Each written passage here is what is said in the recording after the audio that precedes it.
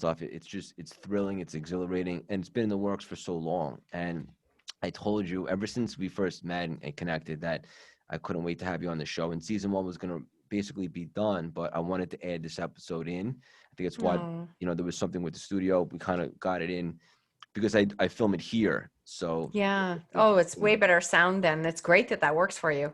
yeah, yeah. But I'm so excited Thrilled. and honored to have you on. I am thrilled to be here, honestly. How are things Very going grateful. too? Good. We just launched a second podcast today, which is a bit nutty, but yes, we launched a second one. So I saw that. What So, do you mean by that? well, I have my own podcast called like Own Your Choices, Own Your Life. Yeah.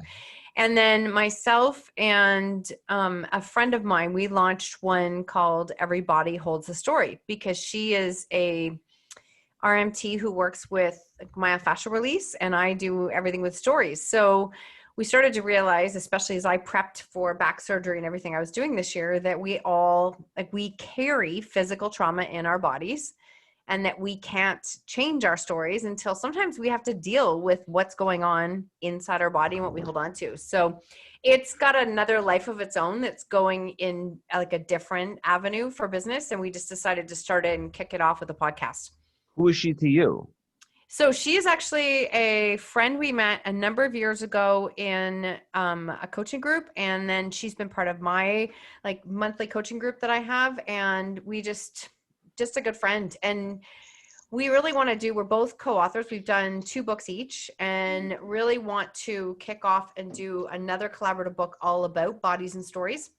And so we decided what better way to increase awareness than to do a podcast. We're both podcasters. So we're doing 1 episode a week and launch that. So yeah, it's a bit nutty, but it's good. Thank you. That's Thank awesome. you. What It's I've great. noticed Podcasting is great. it really is so much fun. And the busier that I am, like the more productive I am. Like, it's so much Yes. fun. Yes. It's, if you want something done, you give it to somebody who's busy. Yes. Right? Yeah, absolutely. Yeah. I Yeah, love that's that. great. All good. I mean, I can't complain. Honestly, it's all really good. Yeah. We are winter here. It's colder. And we just went into a brand new, we're now stay at home order. Again? We're in but this is different. This is like it's not, they're not calling it a curfew, but we can't be out past 8. Everything's closed at 8. It's like, yeah. So it's, what other way to go through the winter than to be like completely indoors? Absolutely. I hear you. Yeah. Well, Yeah. all the vaccines are being rolled out. So God Yep. willing, this thing will be in the past sooner than later. And I know Exactly. you, just like me, kind of made the most of the situation. I did. I chose, just like you, many of us looked at it and went, okay, what are we going to do with this? Yeah. What are we going to do? Yep. Mike, hi, everybody. Sorry, don't mean to interrupt. Hi, this is Raul. I'm Craig's producer. So I just want to introduce myself, and also I want to, I think we're pretty much ready to get rolling with the actual interview. So what I'm going to do, Mike is the engineer who's in studio. I'm working remote right now. Mike, I can see that we're recording, so just make sure that the Zoom is in speaker view, and that we're recording multi-track. But otherwise, that stuff is good to go. Then what I'm going to do is basically give you guys a 3, 2, 1 countdown, and then I'm going to mute myself, and then you guys are good to. Craig will take you through the interview. Okay, so is everybody ready? Yes, that's great. Thank you. Yeah, no problem. Okay, so 3, 2, 1. On today's episode of the CLS Experience, we have a very special treat. She's a life adversity and business coach, an author, a speaker, entrepreneur, just an overall juggernaut and phenomenal human being in all facets of life. She is my dear friend, Marsha Vanwynsberghe. There you go. How did I do with the intro, Marsha? You did a fantastic job. Thank you so much, Craig. Honestly, you did. It's my pleasure. And I just want you to know that this episode today for me is very special because when I started CLS in the early stages, I collaborated with you early on. And I just felt this instant connection to you. It's almost like you're the female version of me, just like the way your mindset works and with all the cool articulate stuff that you say in your head, such as, and we'll dive deep into this in a moment, owning your story and the ugliest part of your story being the most beautiful part at the same time. And just all these things, you just spoke to my soul. And even though we wrapped up season 1 for the CLS Experience, I had to put that on hold because I would not launch it until we got you in that season. So thank you so much for being here today. And you have my word, we will manufacture magic together. I have no doubt. I'm so grateful to you for having me on. And yes, I agree. I think I even said it when you were on my podcast. I felt like you were the male version of me. We spoke so similar. So I'm thrilled to be here. Yeah, this is going to be great. I'm just going to go ahead and get a little weird and just dive right in. Usually, I'm ready. Usually, like we'll do a little bit of a background and so we can kind of shape a story onto how we got where we are today. But I want to be a little bit more specific. When did you really become Marsha 2.0? Wow, that is such a great question. I mean, I've really been coaching for like 27 years in so many different facets. I think I'm going to go with this, that I mean, I launched my book 3 years ago, but when my actual job shut down last year at the beginning of COVID, I think that's when I became Marsha 2.0. I was like, okay, one day the job is done. The next day I'm like, well, you asked for more time to make this business work. So here you go. Let's just get to it. And I think I dove in with a whole next level intention and focus. I love that. And so you've been cultivating all life experiences for obviously quite some time, just like I have, but you put it all together recently in 2020, just like I did.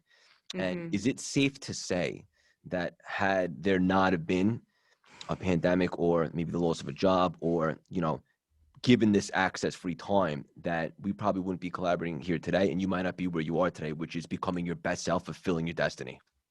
I think you nailed that on the head. I really, really do. I do. I toe dipped it for a long time, and it took really a complete change of circumstances to go, let's do this. And intentions changed, energy changed, focus changed. And I danced around with it for a long time, but I'm really grateful that life gave me that chance. And I knew in 2019, as I journaled and I wrote, I just had this feeling. I didn't know what it was going to be, but I knew I was going to be leaving my job. And I wrote it and I felt it. I didn't know the how, didn't matter, but I felt it in my bones that within the year I was going to be doing this full time. So when the opportunity came, I went, well, this is what you asked for. Let's do it. So usually I say something along the lines of, you have to surgically remove the smile off my face, but I just got really emotional because, as we said in the beginning, like how similar we are and like that connection. I also, and I didn't even know this about you until you just said it, I was journaling in 2019, like I always journal, but specifically, like as we get to New Year's Eve, I like to make a special journal, just like a little bit of reflection on the previous year, but most importantly, like what's to come in the following year. And I had no idea what was going to come in 2020. I owned my business and I was going about it. I was going through the motions, working hard, but not really fulfilled. But I labeled the journal entry for New Year's Eve, 2019, going into 2020. I called it The Rise. And I didn't know what was going to rise, but I knew that I was going to change my life and do something different and fun. My passion, my purpose, to fulfill my destiny. To hear you just say the same thing is absolutely nuts. And this is crazy. I love you so much. Oh, I'm so grateful. Honestly, so grateful for you. That for me was the change. That was the change. And it is funny. I pretty much journaled almost every day in 2019 that I was going to be changing. Change was coming. Yeah. And I'll even say this too. My brother Mark, who's my best friend in the world, he sent me a screenshot of a text that I sent him like January 2nd, 2020, something like that, where I basically said, I was just being like, I want you to hold me accountable for this, but I'm going to change my life this year. I'm going to do something a little bit different. And, I'm going to make a big impact on the world. I had no idea what I was going to do. But just like you just said, you kind of have to be in that frame of mind of abundant and just like be open to the universe so that the stars can align like it did for both of us. That's exactly what it is. You have to create space. And space is one of the scariest things for a lot of people to create. I know, I understand, but you have to create space so that there's room for something else. And I've always been a like work hard, put your head down, dig in, but I didn't leave a lot of space. And it wasn't until I was forced space in a lot of different ways last year that now I'm like, okay, where else can I create space? What other magic can come in when I do that? And once you do that and you're open to receiving, you can see so many other opportunities. So I think much like what you're saying for yourself, I couldn't agree more. I think now you can communicate that with your clients on such a level because you did it. You walked it. You've been through that. You can, you have to trust that process. You've got to create space if you really do choose to lead that fulfilled life. So true and just so accurate. And here's the thing, like when I originally left Wall Street, which was like I was leaving that story behind, and I started the new thing, which I still have, but I was unfulfilled doing it. I wasn't passionate about it. It took me a couple of years, and my rock bottom, so to speak, because I think everyone has a moment where, like, they just feel like they need to do something different. For me, it was probably a year or two ago, and I was just not happy. And I wasn't at the point where I was ready to make that big drastic shift until, the very beginning of 2020, like we just said, we were journaling and stuff. And that's that's definitely why it took me 2 years to kind of be in a little bit of, I don't want to say a rut, but like I wasn't my best self. I wasn't waking up excited every day. I'm just going to be straight up. And I needed to really make that shift and put it out there that, no, I want something more. I'm destined for more. I want to help people. I want to make an impact. So special and so valuable to the audience that you just acknowledged that, Marsha. Absolutely. Yeah. When did you know that when you did become Marsha 2.0 and here you are on your way, like when did it hit and you're like, wow, I am aligned. I'm living in my vision. I'm leaning into this. I'm living with purpose. And this is what I'm supposed to do. I think it was really early in when I made the shift last year. And I remember being in a coaching group. I love, much like you, like I work with one-on-one clients, but I do like the groups and coaching in that group. And all of a sudden I could feel myself one day with this energy and this excitement. And I'm like, I think this is exactly where I'm supposed to be. It just felt like that was where I was supposed to be. Yeah. I love that. That's fantastic. So how long were you kind of like having that weight on you, like that heaviness that you knew like you needed to do something different, but ultimately, obviously not until 2020 did you put it all together. How long were you carrying this around? How long did it take you to own your story, so to speak? Wow. I'm going to go with between 3 and 6 years. Wow. I'm going to go with that. It was a while because my book was published in 2017. And even then I did publish the book, but it took me a long time to really embrace that level of vulnerability and what I had shared and how deep I had gone into my story with everyone, that I didn't own it. I mean, it's ridiculous. I had a book published and I still didn't own it. And when people would say to me, what is your book about? And I'm like, oh, it's a book about a mom who's dealt with some challenges. I couldn't. And I finally had to come to space. I'm like, Marsha, you got to own this. Like, you have to own this. You can't ask people to step up, speak about difficult challenges, speak about their stories, build businesses, impact others. If you're not going to go first, you have to go first. And it was just a lot of that process that I had to do. And I would say in the last 2 years, I have loved what I've been doing with my podcast and with coaching, that I knew that I had to step into it more. I just couldn't figure out how to make that leap. Yeah. And it, like I said, it just took last year to finally go, let's do this. I love that. And something that I spoke about with our mutual friend, Jess Glazer, was that I was actually in a tremendous amount of pain a couple of years back. Not physical pain, like emotional pain, because I was unfulfilled and I had all this built up energy and I wanted to like create and do special things. And I was stuck in a position where like the walls were caving in a little bit and I just felt like I was drowning and I was having trouble like gaining clarity. And you also, you were in some emotional pain, right? A lot, actually, yes. It's even worse than physical pain, at least in my opinion. Yeah. To let that go, it's like you're so light now. It's so light now. I mean, it's really tough, but at the same time, it was a progression that I had to go through, much like yourself, where you went through the change, knowing you weren't fulfilled, to creating what you wanted. You have to go through that process so that you can really authentically work with your clients and help them through that process because you've done it. For me, I had to come to a space of really going, okay, my story is what happened to me, but it doesn't define me. And we spend our lives stuck in these stories that we let keep us stuck in space, like in one time and space. And then we let that definition define us, and we keep ourselves super small, and we stunt ourselves. We completely stop ourselves from moving, growing, and using the gifts that we are meant to use. And I had to go through that so that I can share that and communicate it with clients, because I had to know what it feels like. Yeah. It's so relatable to me and so beneficial and valuable to the audience. And I know you said before in the past, which really hits home to me also, is to let go of the shame, blame, and the guilt. And it's interesting how, like, when you go through some stuff in life, those are the type of emotions that you feel. And I could definitely relate to that. What exactly do you mean by that?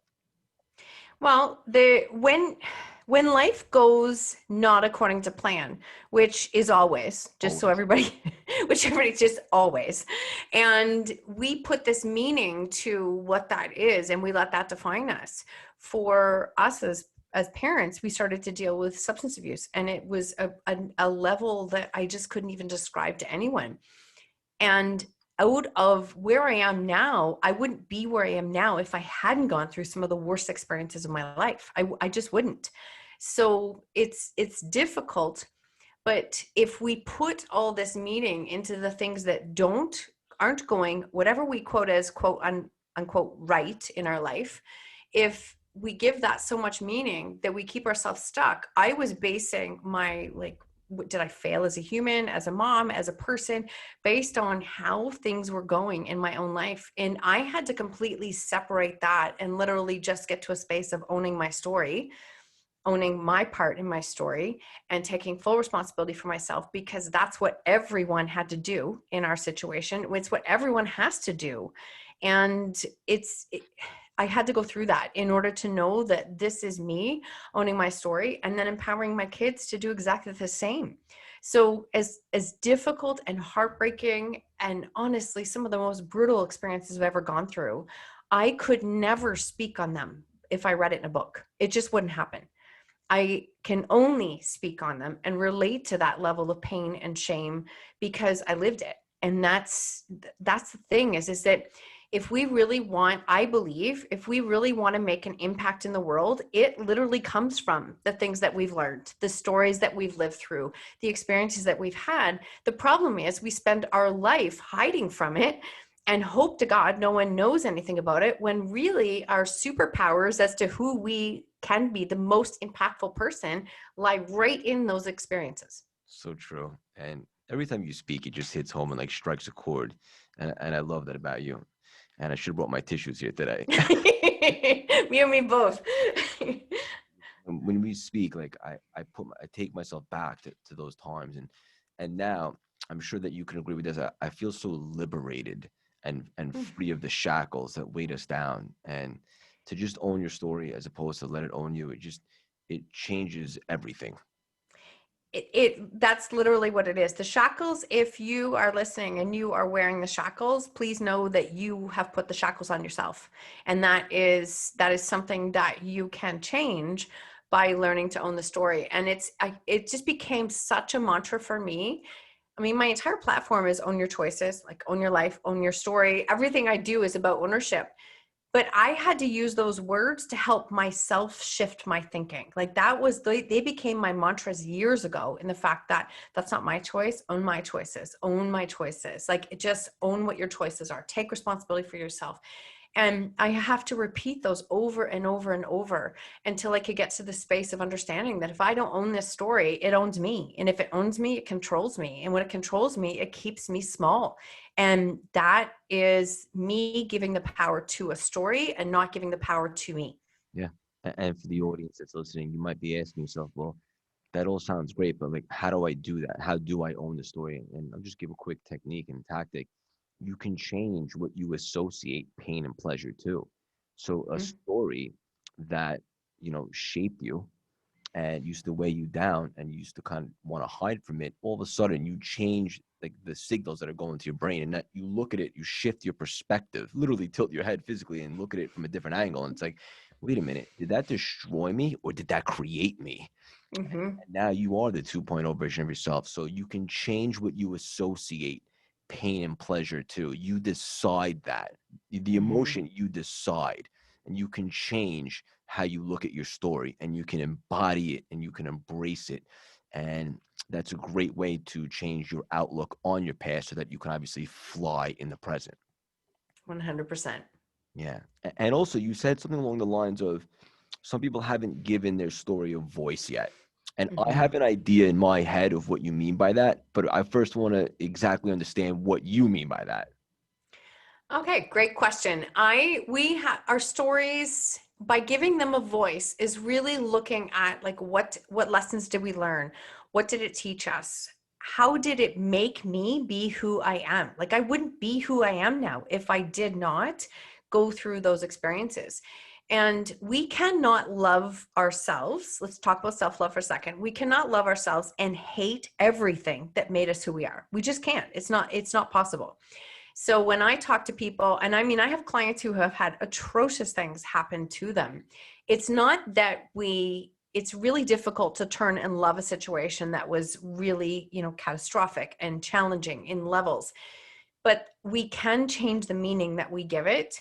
And I have clients who have lost children who literally look at it and go, now every relationship I have in my life is heightened because I've learned to love on a completely different level because I know nothing is promised. So yes, we can look at our stories in a number of different ways, but by really dissecting it and really coming to terms with what has it taught me, what lessons did I learn, how did it make me who I am, we start to give our story a voice. And when we use our voice with our stories, we actually then can reach the people we're meant to reach. We can become who we're meant to become. We can impact others. Others can see us, right? They can see us because all of a sudden we are speaking up. And some people say, but that's too hard to speak up and be vulnerable and share. It's because you're trying to get to the 2.0 version without putting a foot in at the 0.01 version. Like you have to start. And the more you use your voice, the more you're going to learn how to trust it. And you're going to build some courage. And you're going to build that confidence. So you give your story a voice. So now I can look at it. And I remember a counselor saying to me, what if this story happened to you because you're meant to do something with it? And I can tell you that was the pivoting point for me to go, I can see the story differently now. All of a sudden I can see it differently, and I can take and put purpose to some of the most painful experiences of my life. It changed everything. It really literally changed everything. So when you learn to look at the way, what's the quote by Wayne Dyer? When you look at things, oh my goodness, I'm going to butcher that. Do you know which one I'm talking about? Yes, I forgot the exact quote, but I know. Oh, it's gone. But it's like the way you look at it, that's how it changes. It's whatever meaning you give it. Yeah. So that's the voice. That's what I mean is that your story now has a voice and you can share it. And now I can use that to impact other people and help other people and be that source of support that was never there when I first started down this journey. Yeah. Because nobody wanted to talk about the difficult things in life. People still don't want to, but they really didn't want to many years ago. So true. Mm-hmm. And one of the other reasons, besides the obvious, why I love talking and chatting and catching up and collaborating with you is because you challenge me personally. Mm-hmm. And you helped me, whether you know it or not, be more vulnerable and express that and own it and embrace it. And the truth of the matter is from the outside perspective, who do people relate to more? Like the Supermans of the world who are flawless, or like the people that have a past, that have fallen and bounced up and have life experience? That's who other people find relate. I know for me personally, like whenever I sharpen the axe, people that inspire me, I always love a good comeback story, or I love someone that's been through stuff. Like that's what gets me. So thank you for helping me embrace my vulnerability. And on top of that, I just wanted to ask you, do you ever have like second guessing yourself or any type of moment of weakness where like you're not sure how vulnerable you should be? Or are you at the point right now, Marsha 2.0, where like you're an open book completely? That's a great question, because I went through an experience last year at the end of the year. In October, I had back surgery, and it was a really scary time, to be completely honest. And I decided not to share it with everyone for the beginning. Like I just decided most people didn't have a clue what was going on because my gut told me I wasn't ready to share it yet. And that's the thing about vulnerability. It doesn't mean that you have to share everything with the world, like the world, social media world. But with a number of my friends, close friends, I was very open that I was struggling, that this is what was going on. So I have my people that I'm vulnerable with. It might not be the entire world, but I also look at it that we can either teach from our wounds or our scars. It is a lot easier to teach from our scars because we've healed, right? The stories that I shared, when I really go back in time, I mean, some of those stories are 5 or 6 years old. But to teach from our scars is really hard when we are still learning. So I trusted my gut when I really thought about it. I was like, do I want to share it yet? And I wasn't ready. And I'm really grateful that I didn't, because as I went through the experience, there were many points during the recovery in the hospital that were very scary, and I needed that energy for me. So I think we have to honor and ask ourselves the hard questions and say, do we need to share everything? We don't have to share everything. We don't. But there comes a point in time, and it was about a month later, that I was like, no, I'm ready. I'm ready. And I decided to share from that space. And even then, you're going to get people who aren't going to agree with you. They're going to have things to say. People always have opinions. So if you're not sure of who you are and really comfortable and like confident in that, then be really careful how you open yourself up vulnerably to people, because you will do it with the wrong people in the beginning because you don't know. Or maybe you're not surrounding yourself with the people who are the best ones to support you. I did that. I didn't know. And then I started to share with people and I was like, oh, wait, no, everything I'm telling them is ending up everywhere else. And this is not what vulnerability is. That's not what that is. That's like, so it's really trusting and understanding. I am vulnerable about a lot of it. And I think that for some people, they still don't see it, or they think that it's all easy for me because I am vulnerable. And I'm like, no, it's not easy. It's never easy. It's always a choice. It's always a choice, but it's never easy. Yeah, I love that. Mm-hmm. Mm-hmm. Touched upon is who you share it with. Mm-hmm. And I kind of want to segue into this because you also talk about your tribe and building the right ecosystem. And I like to say who's on your bus and so forth. So I want to ask you, since you've really evolved and grown and owned your story and became Marsha 2.0, have you severed or lost some relationships that you possibly never thought that you would, but you just have to because you're flying now? Yeah, I'm gonna honestly, yes. And this is the case. I love everyone who has crossed my path. I really do. And I dedicated my book was to the people who stayed, the people who left, because everybody played a role in who I became now. So yeah, my tribe has completely reinvented itself. And that is because I'm also very different. And that's going to happen. So a lot of times it's hard for people to embrace change because they're thinking, well, how is everybody going to come with me? Well, it's not my job to take anyone with me. They decide to or not. I decided I wanted something more for my life. I like to say it that when we are dealing with shame stories, and we all have them, by the way, we carry this armor around with us because we think we're protecting ourselves, but we're trying to prevent pain, which we can never do. And we end up keeping our world super, super small as we start to get smaller and smaller underneath this armor. And all of a sudden your world is very small, and you still have your problems. You haven't changed your problems. And that was when I was like, this is so not working. The armor's so heavy. I can't move. I can't live like this. And I like to say it that literally when I put my armor down is when I found my army. 100% that all of a sudden people were there. Now that's part vulnerability. And we also have to be willing to receive support. We have to be willing to allow people to see us. We have to be willing to accept that love, worthiness, support from other people. And that took time. That takes time to do. But anybody who's listening, no matter where you're at, you're all more than worthy. You're here. You're more than worthy. 100%. And I made a video called You Are Worthy one time, just me going on one of my Craig rants, but all about how you are worthy, you do deserve to live the life you desire and so forth. And it ended up being such a big hit. And because I think that's something that so many people can relate to. It really does. Oh, Absolutely. Absolutely. It is definitely a belief shift in system. And I mean, through that process also comes things like boundaries. You have to be clear on what you're okay with and who you spend that time and energy with. And if you look at your life and you have, you know, 2 or 3 people who really aren't bringing the best out in you, or maybe you're not the best connection, or you don't see them in the life that you're trying to create, when you walk away, it doesn't mean there's something wrong with them. I like to say it's just an ownership thing. It's that I choose to be around this. It has nothing to do with this person. It's just not what I choose to be around. And when you put that ownership piece, there's no finger pointing. There's just owning what you want to have in your life. Absolutely. I love that. And I have to ask you, just because this is something I could relate to in regards to the relationships that maybe you grew out of or you had to sever to get to where you are today. Do you feel, and we'll only touch upon this for a second because maybe it doesn't serve us, but I'm just curious.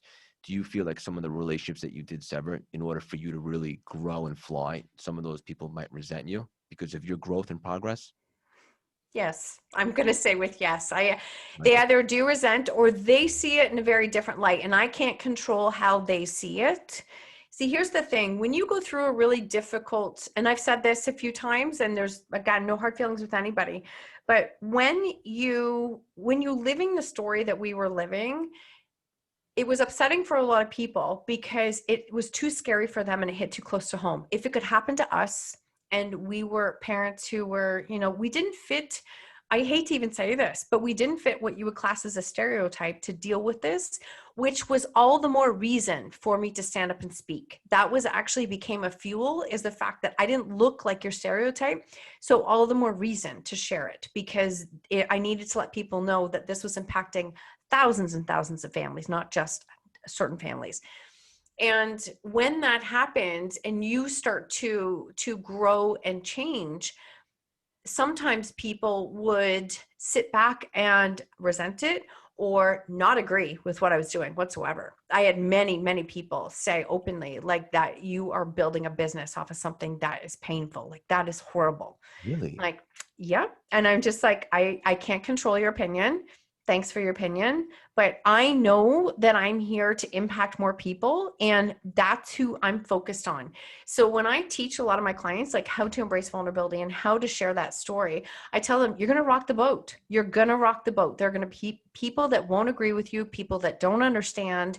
But you're not here sharing that message for them. That's not who you're sharing it for. You are sharing it for the person who's been searching on Google for the last year for answers, praying that you will speak up. That's who you're sharing it for. And when you do that, you will heal parts of yourself. You will see that your story had a much bigger purpose than what you ever imagined, and focus forward. Don't focus back, and do it detached with love, like literally detached with love. No resentment. Because even if I carry resentment for things, I'm still carrying it. It's still toxic. So there's no space for that. That is deep. That is gold. And that's just something that I can really relate to. And I know for a fact that the audience will too. And no matter what you do, especially when you take a real shot at life and you go out there and pursue your passion and most importantly, your purpose, there will be people who don't agree with your message.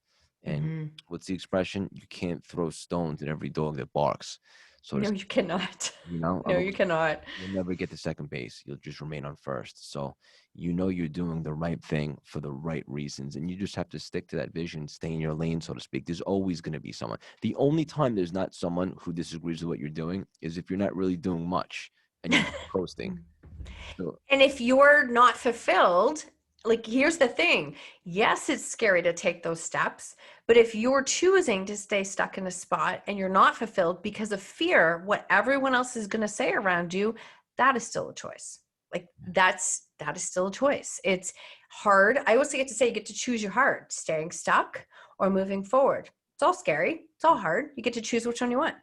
it's so juicy. And I'll tell you why. Because something that I teach my clients a lot, and it's really the catalyst for propelling me to begin Cultivate Lasting Symphonies, this is I was so unfulfilled and so unhappy that the thought of starting CLS, putting out content and doing what I'm doing now, although scary at first, the thought of continuing down the path I was going and waking up 6 months, God forbid 6 years later on this same path, unfulfilled and not leaving a mark on this world, not making an impact. That was terrifying to me. And I got to the point where I was sick and tired of being sick and tired. And so once you realize that, then you just put together a strategy and you take that shot. But there's so many people out there, Marsha, especially like with my clients, when I begin with them in the early stages, they're scared to do something epic or find that passion, or maybe they have it, but they're scared to pursue it. But how important is it for everybody to understand, like on the deepest level, that the scariest thing you can do is not take that shot? It is the scariest thing you can do. And when if you really think about it, if you take that step and something doesn't work and you end up like, what options do you have? Do you go back to what your old job was? And maybe you do, but if you're already living your worst case scenario, then, oh God, you got to try. Like, I think one thing that has always helped me is I don't always know the answers or the right decisions to make, but I ask myself different questions. And when you can ask yourself different questions, you can see things differently. So if you ask questions about why is this happening? This isn't fair. Those are all victim questions. You don't move when you stay in a victim mentality. And I'm not like putting it down because I lived there for a really long time. So victim questions keep you stuck. But when you start to ask different questions, you can start to see things differently. Like, what can I do next? What would it look like? How would this feel? And if you really ask yourself, if you're not living in any of that fulfillment, or you don't even know what you want, but you know what you don't want, then take a step and try. Like, literally take a step and try. Because when you create space and you ask different questions and you get into action, some of the most incredible people can cross your path. I love sitting at the end of the year and looking at who did I not know a year ago at this time. And I mean, like, here we are, conversation. I love everything that you do and what you put out into the world, but like, we didn't know each other. No. So this is the thing, when you open doors and create space, there's so many people in the world that can come through. What a great analogy, and what a great perspective for even people that like are, a lot of times people are hesitant to get a coach or get a mentor or do that. And then just what Marsha just said, like, receive that into your soul, take a shot, open a door, put yourself out there. You never know who or what you might meet. And the possibilities are endless, but if you don't take that shot, you'll never know. And that's got to be in your head the most painful thing. Yes, it is. You have to decide that, and you're worthy of creating that change. You absolutely are. Yes. And for the audience, let me just rephrase what Marsha just said. You are worthy. No matter what you're going through, what you've been through, you are worthy of living the life you desire, of showing the world the 2.0 version of yourself, for living your best life. It's never too late, and you are worthy. And if somebody can just get that out of this episode, then changes everything for them. I'm so happy. It absolutely does. I love that. Thank you. I love the passion that you speak with. So I love that. Thank you, Marsha. Another thing that I want to talk about is another thing that you challenge me with, and it's something now that's part of my vocabulary. And I have a lot of like Craigisms, like I say these words, and everyone's like, where'd you get that from? But this one, I'm pretty sure I got from you. And it's all about showing up. And I know you talk about like showing up messy and stuff like that. And I always articulated like, just get up there and go, no matter how you're feeling. But you using the word show up, I just think it hits home. It's cool. It sounds nice. And it's so accurate. And when you say show up messy, correct me if I'm wrong, but you're basically just saying it's never going to be the perfect timing. The stars are never going to align totally for you. You just have to show up, put yourself out there, and just give it a shot. Right. Exactly. You will never have it figured out. You have to embrace messy action. I mean, I was a perfectionist. When I look back to how I used to be, I have so many friends who know me that might know me from earlier days to now. They're like, you were so different. I'm like, I know, thank God. Like, thank God. Because honestly, you have to be able to embrace that messy action. That's actually when you learn a lot about yourself. You really start to ask the questions and learn a lot about yourself. And you have to do that. But I can say honestly that when you show up, some of the most beautiful people will be there. And they might be there. It's like they're like one doorway away, but they can't see you because you're not showing up in your own life. I even used this years ago, but with my book, but I still use the analogy in that we spend our life as humans in this hallway with all of these doors, and we stand and look at these doors and try and figure out which is the best door, which one should I open, which one's perfect, what's this, what's that. And some people never open a door. They just literally stand in the hallway. And that's sad. I don't want you to do that, because there's beautiful things behind every door, and there's also crap behind every door. You're going to figure it out as you go. But the people that you can have the most impact with and who can impact your life the most are literally like one door away. That's it. Love that. It's so accurate. Love every single thing that you're saying, in case you didn't notice. Oh, you're awesome. So Marsha, another thing that you say, which I love, is that we all have gifts inside of us. People just don't see them sometimes. And, it's time to tap into them. So let me challenge you a little bit. So for the audience listening, I saw your face percolate. My face, I was like, what?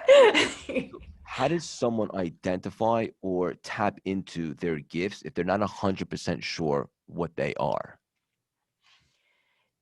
So they can ask some of their closest friends. That might be something. I would encourage them to go into a journal dive as to what maybe, where do they feel joy? Where do they feel fulfilled? What lights them up? What do they feel if, like, I think one of the questions I asked, I just did it a week ago in this big group coaching. It's like, if I knew I could, I would. And then all of a sudden they started, like, you could see them overthinking everything. And then I gave them like 10 minutes, and you could watch the people on the screen. Within about 3 or 4 sentences, all of a sudden, every single one of them was getting into something deep, and they all got emotional. And I was like, oh, what's happening here? And once you get past like some of what you think it's supposed to look like, and you actually let either your future self, your soul, whatever you want to call it, really have a chance to speak, it will come out. And then your very next thought is going to be, but how? And the how's not up to you. It's actually not up to you. So you really, when you start to do that and dive in, I've seen people all of a sudden come up with, I want to speak on stages. I want to speak. I want to write a book. I want to start a podcast. I want to do this. And allowing that flow to happen will be a tap into what their gift is.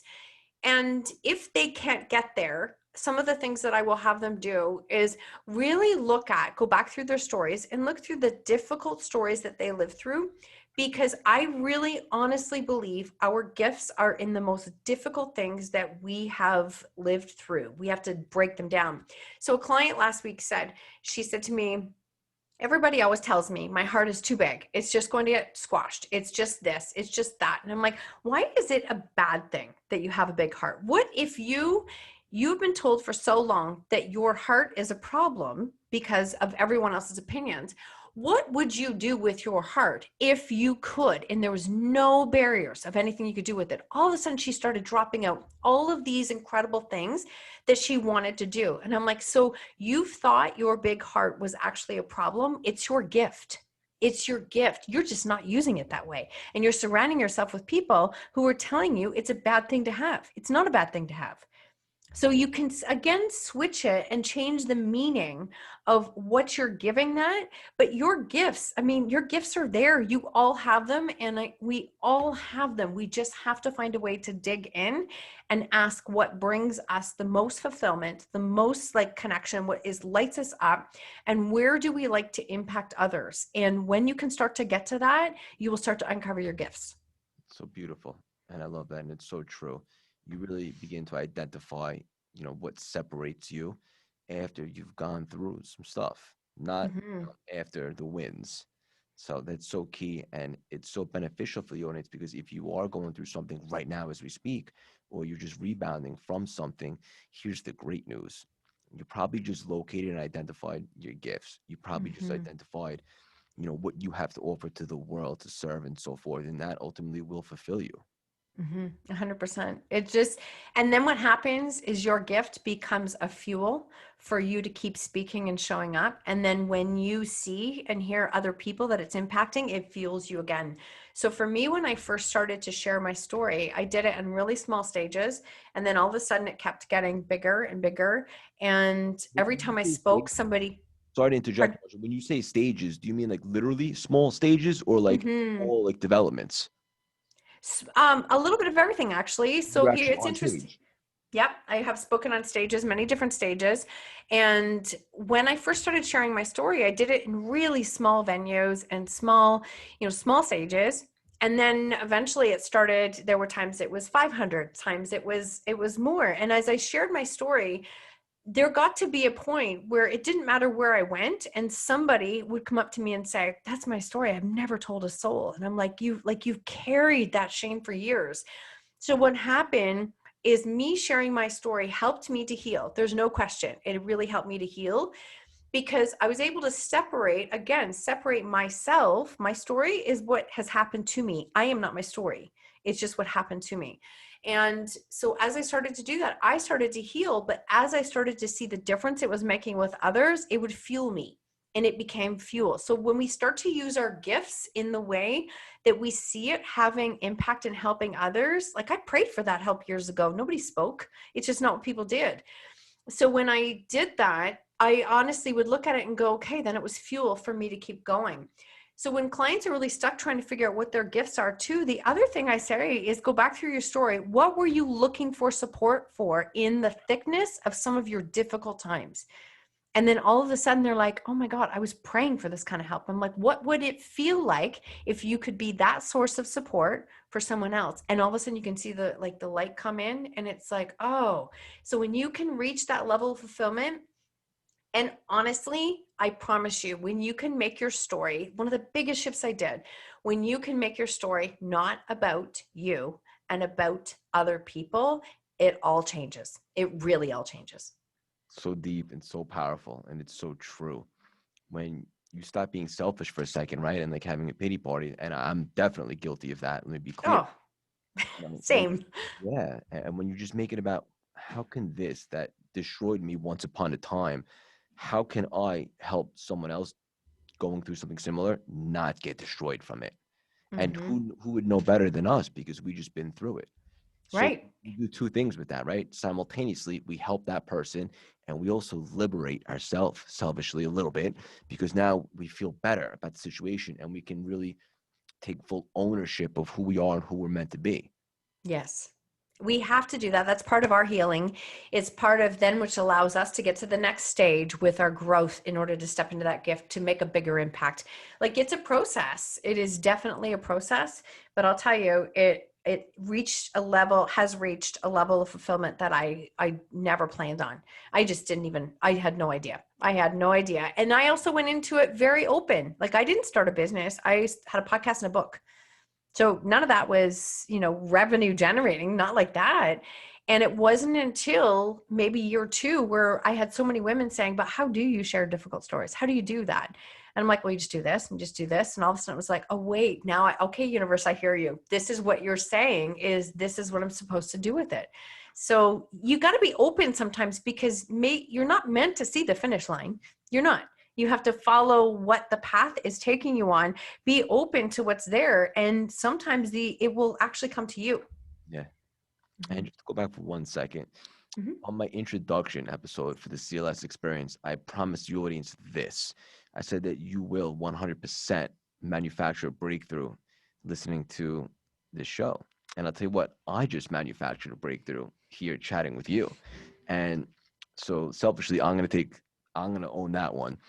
You said, and we just touched upon, is that when you own your story and you help someone out with the same situation, it helps us. And I never thought about it like that, but now it makes me want to even tell more about my past and stuff of that nature so that I can help people to the nitty gritty of every single detail and also free myself of any remaining pain or shackle that might exist. So thank you for helping me manufacture a breakthrough here today, Marsha. Oh my God, my absolute pleasure. My absolute pleasure. We all have parts of ourselves that we hold on to. We all do.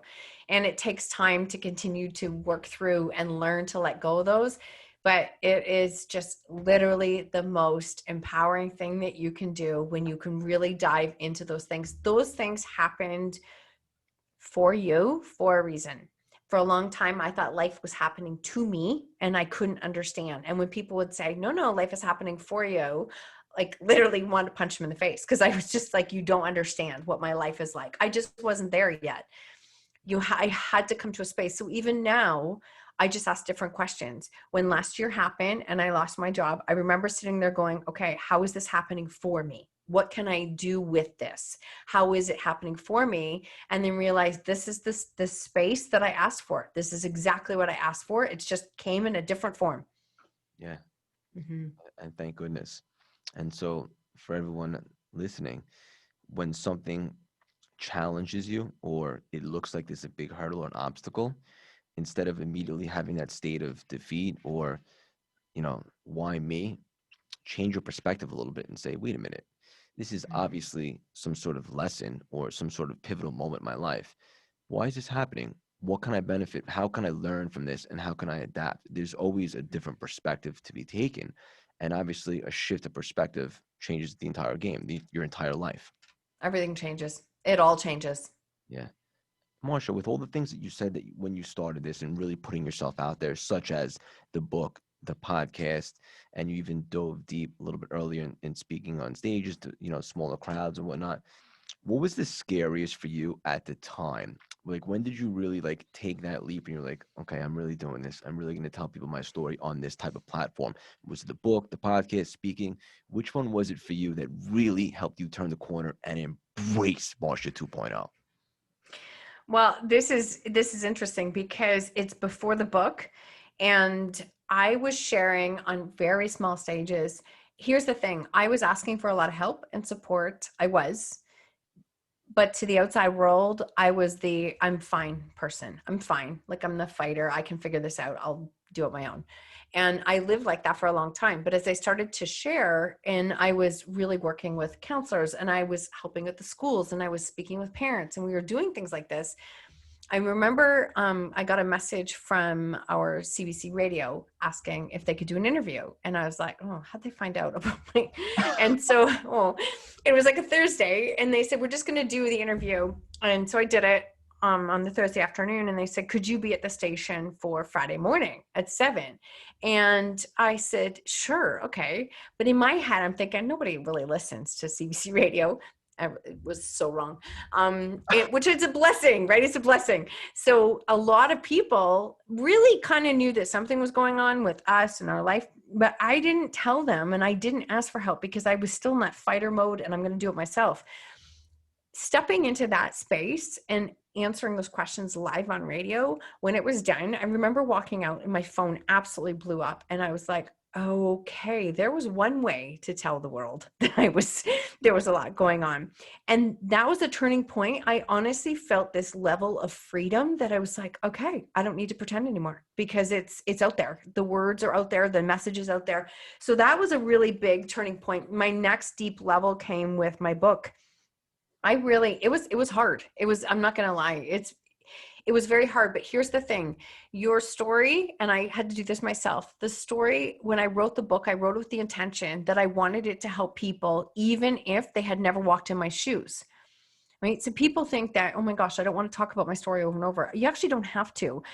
But what connects us as humans is when we share who we are. Like, we share our pain, our emotions, all of those things, and not from a victim point, but share that connects us to people. So when I got to that space, I wrote that book with the intention of really helping people, even if they'd never walked in my shoes. That became a real turning point, but it was a real vulnerability hangover to just let that out into the world. But I'm so grateful that I went through that process, because I can really relate and understand that when I'm coaching women who are building blogs, writing books, and standing on stages and sharing, I'm like, yeah, those feelings that you're feeling of doubt and frustration and scared and all of those things, they're normal. It's all normal. Like, there's nothing wrong with you. It's all normal. Again, I had to walk through those paths in order to be able to share it authentically. Yeah, and it's always nice to say, take advice from someone, but I know for me, and it sounds like for you too, the way our personalities, the way we're wired, you have to go through it. You have to. And if you are working with, I mean, you mentioned it earlier about having a coach. I mean, we all have coaches, we all have mentors, because I will never do this on my own again. That's just not going to happen. And so when you do that and you connect and you ask for that support, you open up the doors of all of the other things that are possible, really, like just by reaching out and connecting and asking for support. Yeah. I have to ask you a deep question. Oh, I like it. Real deep. So because a big part of your story and your vulnerability, which is beautiful, has to do with other people than just besides you, your family, Mm-hmm. kids, Mm-hmm. you know, and your, Mm-hmm. and your family and so forth. How did they react and how did they respond when you said that you were going to tell your story, and it also included privacy in regards to them as well? It's a great question. And years ago, I sat through a conference with Lisa Nichols, and she spoke, and she's fantastic, by the way. And she spoke to my soul. I had a number of mentors at that time who really spoke to me. And what happens is that two things. You should be able to share a story. And if it really, the thing about vulnerability is it is your story. It's not someone else's story. So my point was that I wanted to share, like, what did I experience myself, not anyone else.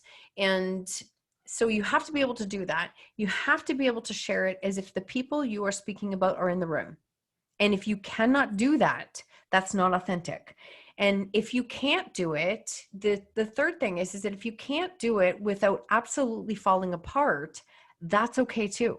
Maybe you're not meant to share it. Maybe you're not meant to get to that space of sharing that. And that is okay. Like, you're not failing. So you have to be able to share it as if they're in the room. You have to be able to share it and from your own perspective. And I know I would love to say that when I came to a space of deciding that I was going to write a book, that everybody was supportive, but that is just not true. It's just not true. I won't lie to you. And most people weren't supportive and didn't understand, including family. And I knew in my gut, my intention was to help other people and to help heal myself. And I wrote it from that space the whole time. So when people read it, they were like, oh, like, it's about you. And I'm like, yeah, that's what vulnerability is it's me. I mean, I shared parts of myself that I hadn't shared with even some of my closest friends. So I really let it all out. And that's what that is that you have to come to that space of being willing to share yourself, not blaming, right? Like, this is ownership. We're back to ownership. This is you owning who you are, what you've, like, how you live, choices that you made, and including mistakes and things that went wrong. But if you're in a space of blame, you can't find ownership, because blame and ownership are the complete opposite ends of the spectrum. So that's really, you have to be able to move through that space. So it is challenging to share it when it comes to other people. But I mean, anybody who reads the beginning and my ending of my book, I mean, I dedicate my life to my kids. Like, my life, like, they've taught me everything. They've literally taught me everything. And my relationships are better. My relationships with them, with everyone else are so much better, because they've been my best teachers, my absolute best teachers. I love that. And it's so good that they're so supportive, and obviously they love you and they trust you, and to give you that platform to speak freely, obviously, has done wonders for the whole family and so forth.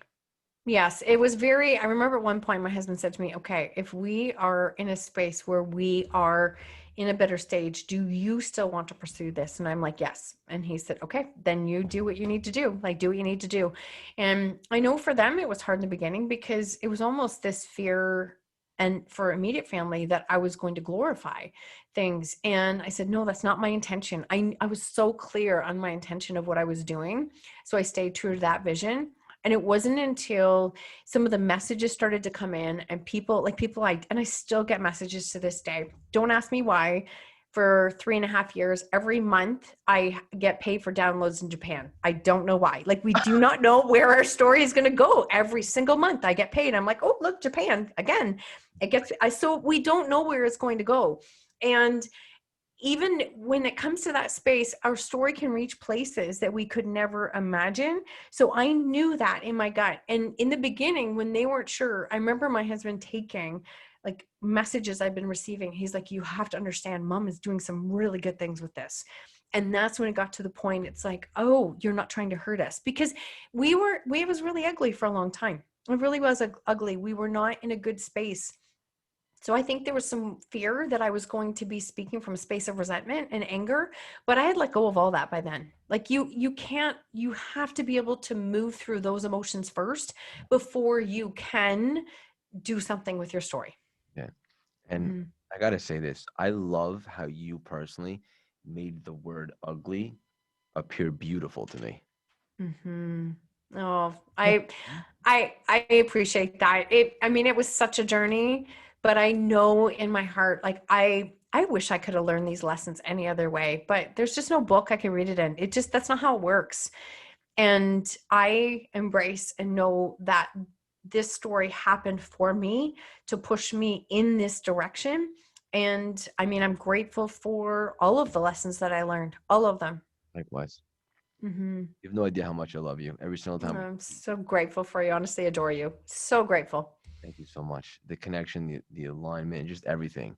It's just unbelievable. And I never get so emotional as I do when I speak to you in the best way possible. Awesome. I love to hear that. I like to push, like hit triggers and push things and make us think differently. Yeah, absolutely. Yeah. And even what I just said for the audience, the ugliest part of your story can actually be the most beautiful with a change of perspective. And as Marsha loves to say, ownership of it. Those two things. And all of a sudden, it went from being ugly and shameful to now embracing it and allowing that to be the spark that lights your fire to do great things. I appreciate you saying that. And can I add one thing just that maybe will resonate with people is I took the word ownership for myself because I wasn't owning anything in my own life. Like I was resentful for them, for where life was at. I blamed everyone else. There was no ownership whatsoever. And I had to come to a space of taking ownership for myself. And that was when I really started to understand that I had choices in how I show up. I have choices in what I do. And living by that example is literally what all of us have to do. Like every single one of us, no matter what our story is, because there are people out there who have lived through unbelievable circumstances who are doing incredible things with their stories. So it's whatever meaning we attach it and what perspective we have for what has happened to us. Absolutely. Love that. Marsha, and I've asked you this before, but maybe things have changed, or let the audience hear on a grander scale. So for me, I'm always sharpening the axe. I'm always inspiring myself. I always have about 7 journals wide open on my dining room table for different reasons. And I'll go back to them to either read an excerpt or to write something in it at all times. Mm-hmm. I love journaling. It's a big part of my life. It always has been. And it's a big how I started CLS is attributed to a lot of the journaling and sharpening the axe for 10 years. I'm just accumulating all this knowledge and experience and shaping myself. So I think it's so special. And anyone out there that has trouble journaling or doesn't know where to start, just do it. Just go for it. Show up messy, as Marsha would just like to say. Just do it. But I have to ask you, who are some people that you sharpen the axe to? Who inspires you? Who are people that you look to for access inspiration to kind of get on fire and get the creative juices going and so forth? Oh, that's so good. I continuously put myself into rooms where I am not the smartest person. I put myself into rooms where I force myself to learn. And that is challenging myself on different levels. This year, I am diving into a lot of NLP work. And I'm doing that, to be honest, I'm doing it for myself. I know my clients will benefit, but I'm doing it for myself to really work on some of the deep things some of the deep traumas that I have gone through and really start to understand that. So I'm really diving into some NLP work. I am in a few different masterminds that I am with right now. I follow and have had a number of different mentors over the years. I mean, Jess, I always shout her out. She's like literally has been somebody I have watched firsthand. Jess was actually in the room. Jess Glazer was in the room of the very first time I shared my story ever. It was in Boston in a room of like, I'm going to say maybe 20 people. And it was really scary. It's the first time I ever shared it. I was in a coaching group and she was there. That's how we connected. So it's amazing when you really start to open yourself up, how many people you can come across. So I'm very open and willing to learn and be challenged for my own thinking because I want to get better. I want to keep getting better. And I do want to sharpen the axe because I don't ever have it all figured out, like ever. The second I have it all figured out, I'm behind. I've already lost. Yeah. And neuro-linguistic programming was a big foundation for me after college, when I was lost in the wilderness with no compass, as I like to say, when I rebuilt myself, my DNA, my confidence, and helped spark, that fire to ultimately become Craig 2.0. It's because I studied NLP for years, and it's a big piece of the program that I teach now with my clients. Just curious, what kind of NLP, like where are you diving deep right now into that? Is there a specific book or where'd you get started with that? So I'm doing it with Rachel Joy from Transcend Academy, and we are really diving into a lot of the basics of NLP right now, and then into tapping, and then into like a whole bunch of different principles that we are doing. So yes, there's definitely some certifications that I'll be doing as I'm diving into it. It's a lot of, I mean, it's definitely a lot of work, but it's funny because I'm listening to I didn't know what it was called. I have called a lot of what I do in certain ways. So like one of the number one principles, like cause and effect, like you are literally like, it's not about what has happened to you. It's like, where are you taking responsibility for yourself? So I've never called it certain things. It's just that that's what I've done with it. So I am doing that. Like I said, for myself originally. I really want to just dive and really challenge myself to learn more. I teach women and men, but how to own their stories and build a business from their stories, like really get down to the lessons that they've learned. But I really also feel called to dive into like understanding and helping people with trauma, like so there's going to be something there that I don't know exactly where it's going to go, but there's something that is there, because one of my clients said it's like a superpower is the fact that I can take that story and really help you to separate like what's the story and where are you, and see what that has done, and that can help us heal from our traumas. So I can see that there's something else that's there. I don't have a clue where it's going to go, but I'm very open to it. Yeah. And I'm so excited for you personally on that journey, because I know what NLP did for me. And it's such an unbelievable technology. And most of the world doesn't know about it, or is not familiar. But even just the concepts that we discussed on this episode today, such as changing your frame and what you associate pain and pleasure to, that's something that I learned in NLP. And that's huge, because all of a sudden something that might have been a crutch or that was holding you back, now all of a sudden you look at the same thing with a different perspective. It's not what you look at, it's what you see, right? And then everything changes just like that. And one of the big things about NLP that got me from the beginning was that people think change takes so long. It really doesn't. A reprogramming of your mindset is pretty simple. And no, such a great point, because people say, did it happen overnight? It's so funny because it didn't happen overnight, but it did happen quickly. Like once I hit a wall or a point where I was like, I don't want to live this way anymore. Like, this is not how I want to live anymore.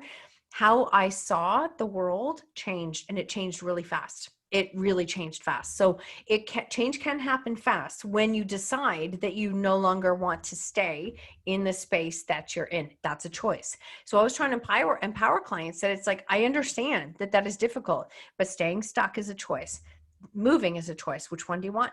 You know what this one feels like. You lived here for a really long time.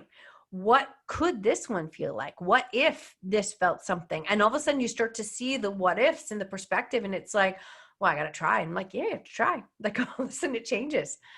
I love it. And I love Yeah. you, obviously. You didn't hear it enough in this episode. So we'll wrap it up with a couple last things. 2020 for me was the rise. And for you, getting out of 2019 on your way to 20 was also something symbolic and similar to you. What's the mantra for Marsha for 2021? Oh, it is flow and ease. It is literally flow and ease. If it does not something that I can flow with and it's easy and I know it is in alignment, it's not this year. I have spent my life being the fighter and pusher, and this year is all about what flows and what's easy, because I really want to tap into what that feels like and honor it and give that the priority this year. Yeah. And so, in other words, for the audience, what doesn't serve you, goodbye.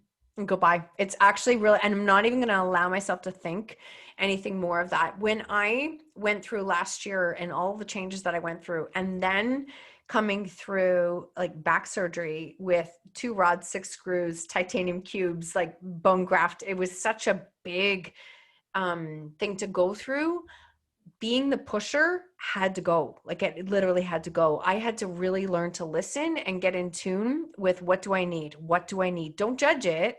Don't judge it. What do I need today?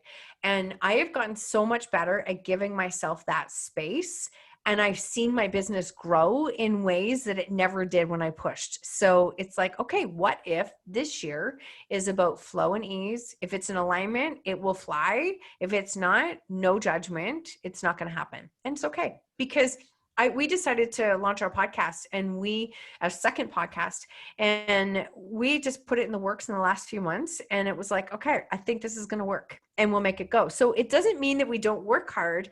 It's just that when it is in alignment, it happens. It just happens. Yes, it does. And I love that. And I'm going to model some of that myself for 2021, because it's so true. And look, not to sound too deep or spiritual, but if the pandemic taught us anything, it's just how unpredictable and short life could be. So you got to make every second count. And what else? Absolutely. If the energy doesn't feel right, if you're not aligned, if you feel that, goodbye, and just stick to what you gravitate towards. And it's not easy, but it's simple.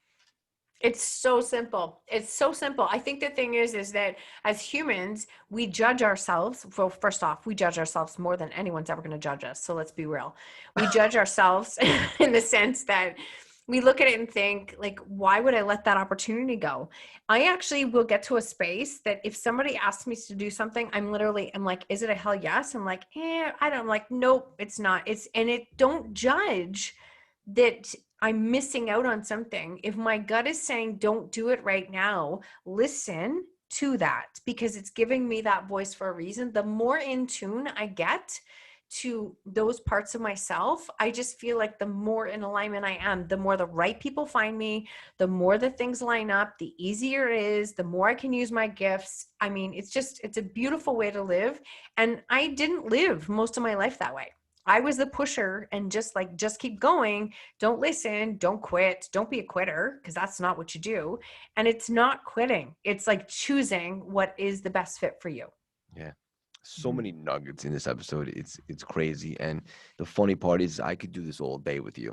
I mean, I could do this all day. I love this. This is great. Where can the audience find you, Marsha? Where do you hang out the most?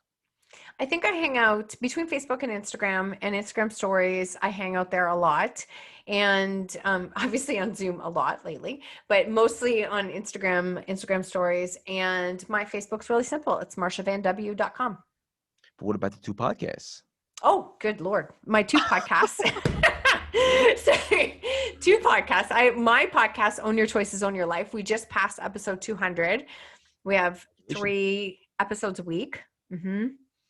Of that. And then we just launched a second podcast, and it's called Every Body Holds a Story, because again, we're getting into the trauma of what our body holds on to and how do we change our story right down from the cellular level. So we really talk about people who've come through unbelievable stories physically and what they're doing with it. That just launched today, and it is producing 1 episode a week. And that's, again, it's going to become a different platform all on its own. I love that. And I couldn't be more excited for you to watch it fly, and obviously to tune in. And I know that the audience will just have another outlet and so much more value to be able to consume from you. So I think that's really special. Thank you. And thank you for the reminder. Of course. And I want to just say this, Marsha, you don't shy away from your struggles as they've shaped you. And that is something I find so relatable and liberating in the way that you own your story and that you challenge me. I want you to know that you are the definition of perseverance, grit, and heart. From your journey of dealing with the kids and the substance abuse to owning your story and just sharing it with the world. I could personally guarantee that your best is yet to come. You're someone I admire, I appreciate, I love very much. And in my personal opinion, you have some of the best content that planet Earth has to offer. So the audience that's listening, should you check out Marsha's stuff and what she has going on, as she just said, hell yes, you should. I love you so much. This will definitely not be the last time we collaborate. It definitely will not. Thank you so much for having me on your show. Honestly, for just being in my life, for always cheering me on, for sharing and collaborating. I'm so, so, so grateful for you. Me too. And we'll speak soon, Marsha. Okay. Bye-bye. Bye. That was too fun. That was so good. You're so good. 5 hours. I know. You know what? I'm always there for you. Anything I can support you. I'm sure it won't be the last conversation we have. No.